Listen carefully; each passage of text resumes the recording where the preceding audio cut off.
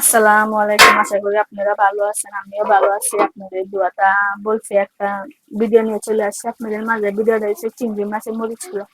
অবশ্যই চিংড়ি মাছের মরিচ কুড়াটা কি সিস্টেমে করবো না করবো অবশ্যই ভিডিওটা দেখতে থাকবেন, সাথে থাকবেন। ভালো লাগলে লাইক, শেয়ার, কমেন্ট, সাবস্ক্রাইব করে দিবেন। তাহলে চলেন আয়োজনটা করে নিন। কড়াইটা বসায় দিচ্ছি, তেলটা দিয়ে দিব। অনেকে আপনারা অনেক জনের কথা বলতেছেন, খালি শুনতাছি আর দেখতাছি কমেন্ট গুলা। তখন আজকে কমেন্টের উত্তর দিবার পালাইছে আমার।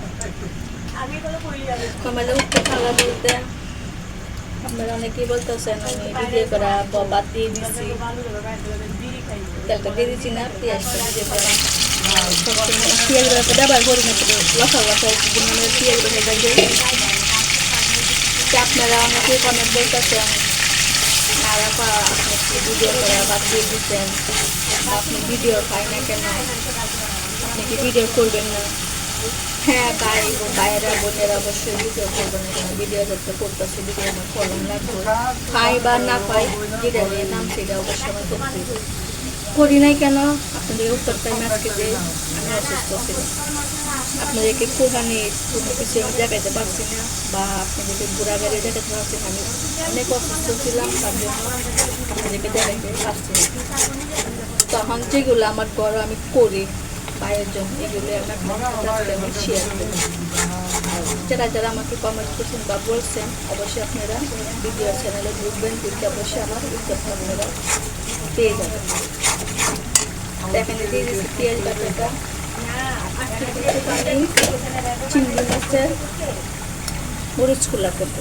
দেখেন চিংড়ি মাছের মরিচ খোলা,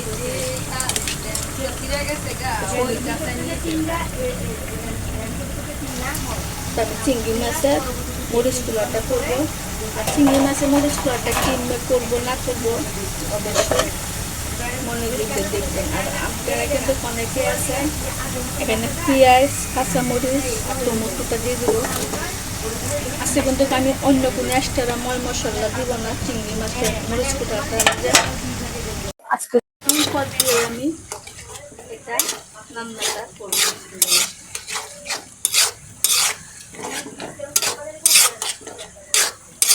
কিছুক্ষণ মশলাটা আমি পেঁয়াজটা একটু কষাই নিই। 2 চামচ মরিচ, স্বাদ মতন লবণ, 1/2 চামচ হলুদ, 1/2 চামচ ধনিয়ার গুঁড়া। এই এটুকুই, এটা দিয়ে কিন্তু মরিচ করে আপনারা খাইবেন, সেই স্বাদ পাইবেন। সব কিছু দিয়ে ভালো করে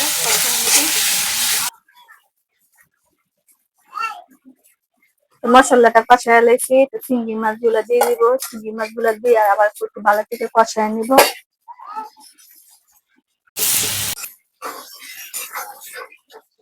চিংড়ি